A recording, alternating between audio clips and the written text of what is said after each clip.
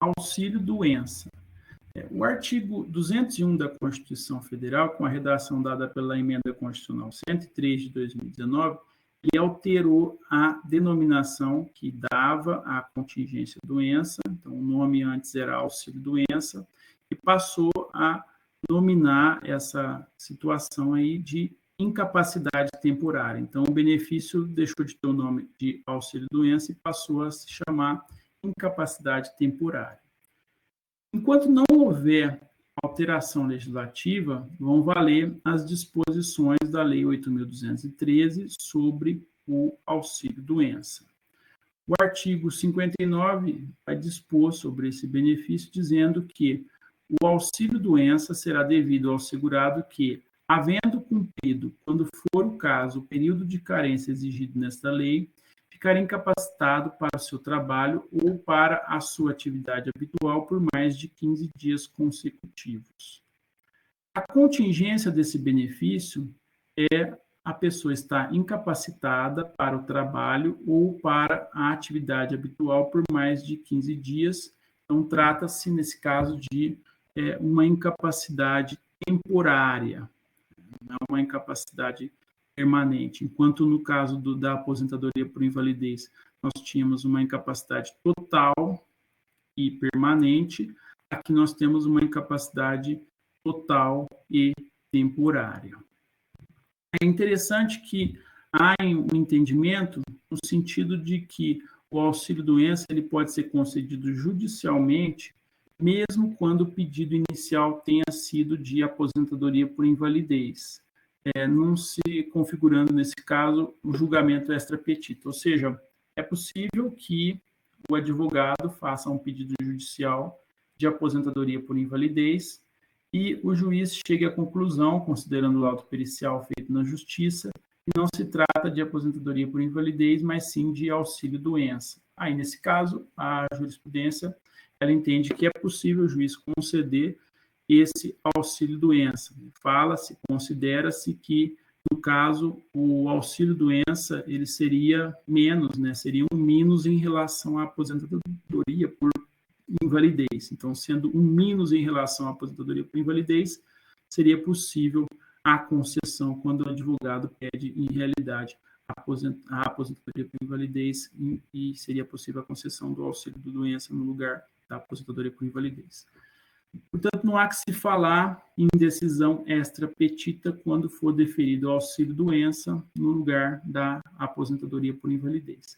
Aliás, essa situação lembra um pouco a fungibilidade que já foi vista no passado, a fungibilidade das ações possessórias. Há até entendimento no sentido de que o advogado faria um pedido genérico de benefício por incapacidade, e aí, sendo um pedido genérico de benefício por incapacidade, caberia ao juiz definir qual seria o benefício por incapacidade a ser concedido.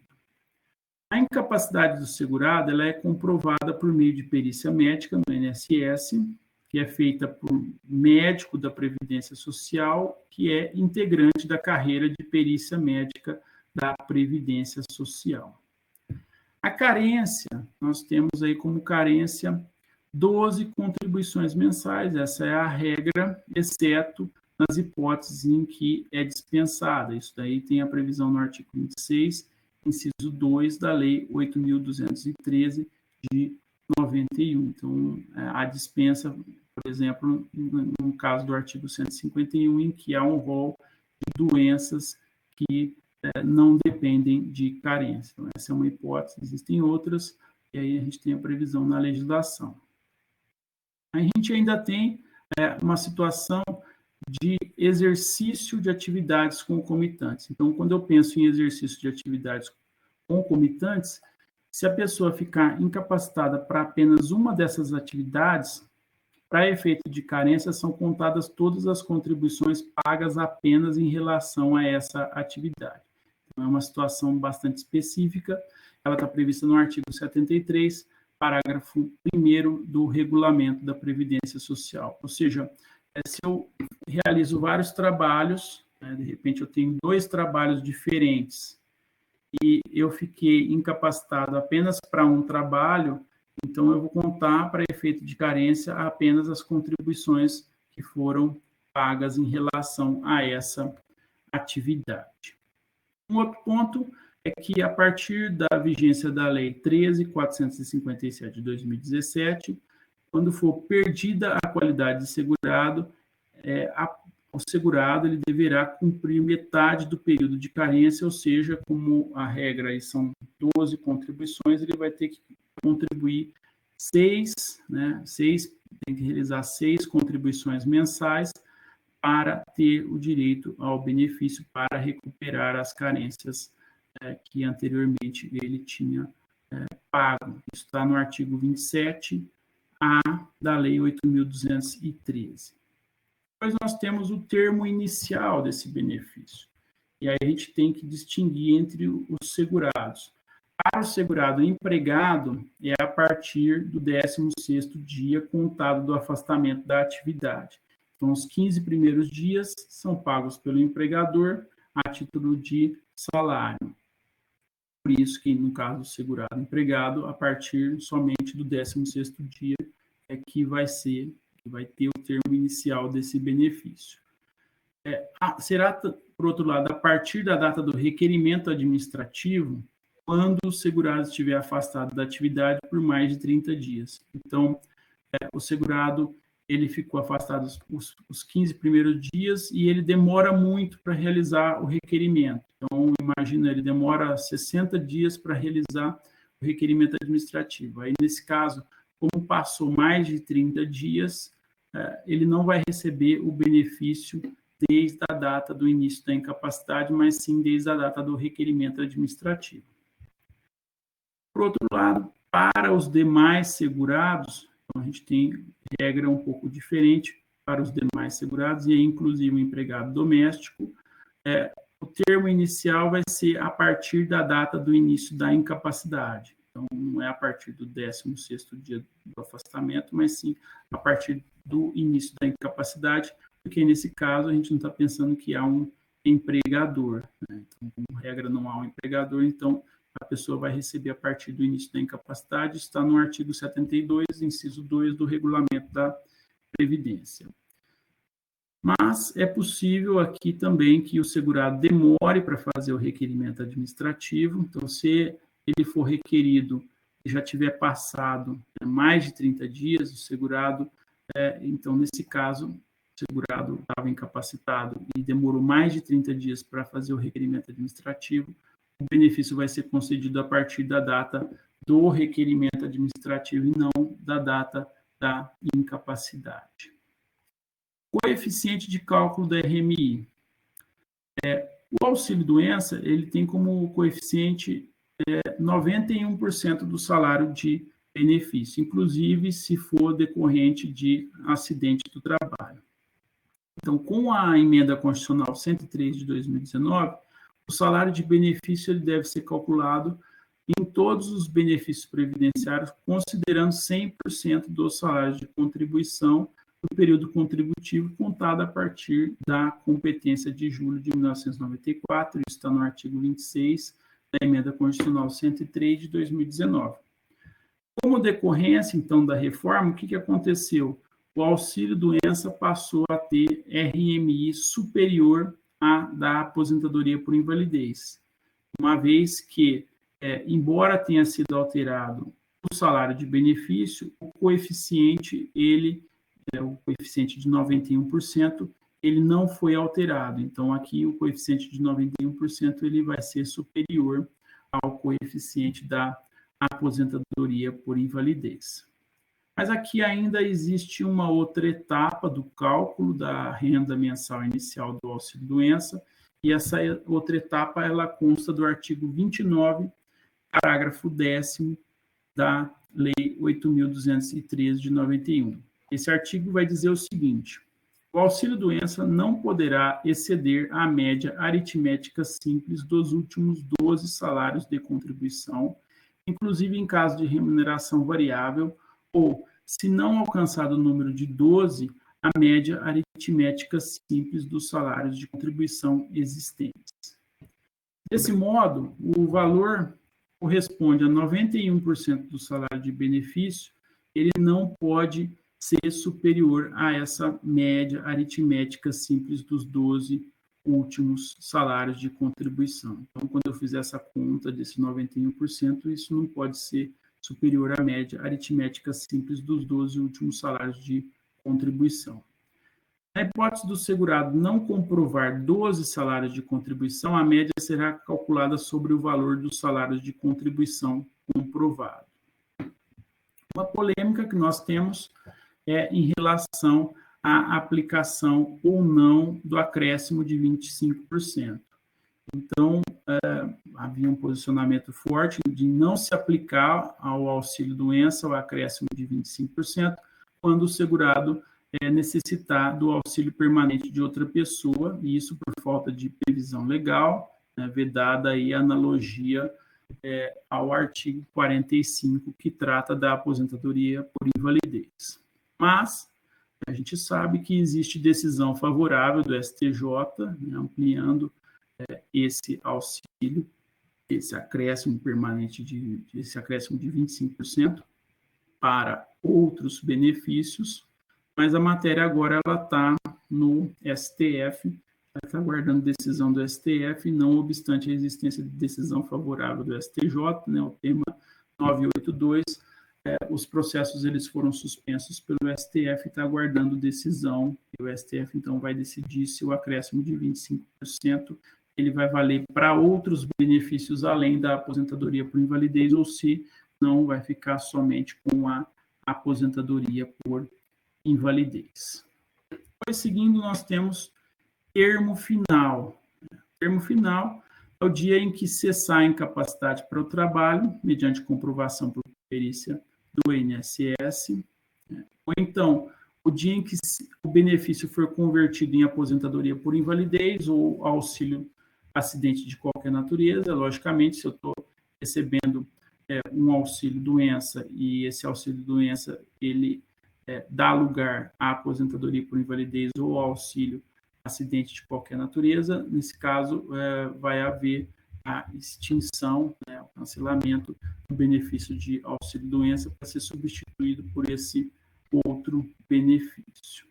Para ainda notar que a Lei 13.457 acrescentou o parágrafo 8º ao artigo 60, dispondo que, sempre que possível, o ato de concessão ou de reativação de auxílio-doença judicial ou administrativo deverá fixar o prazo estipulado para a duração do benefício. Ou seja, a legislação ela pede, né, que, na medida do possível, tendo um laudo pericial médico que traga, né, informação suficiente para isso, que seja essa concessão aí judicial ou administrativa, ela deve fixar um prazo de duração do benefício. A intenção é que seja feita uma estimativa de duração do benefício para que a gente tenha uma data de cessação desse benefício. Mas pode ser que não seja possível isso.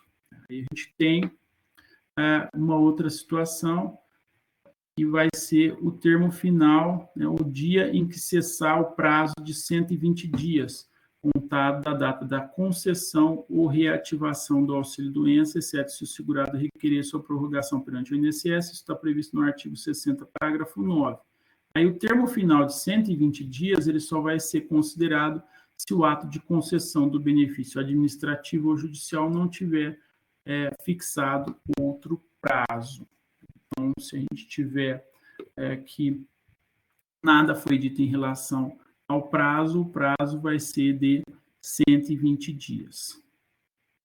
Concedido o benefício, o segurado ele tem a obrigação, enquanto não dado por recuperado ou não aposentado por invalidez, de submeter a exames médicos junto ao INSS, bem como a processo de reabilitação profissional, até mesmo para o exercício de outra atividade, e isso tudo vai ser prescrito e custeado pelo INSS. Então, é bastante importante, especialmente essa questão aí da reabilitação profissional, e também ele não pode se recusar a realizar perícias para avaliar se ele continua incapacitado.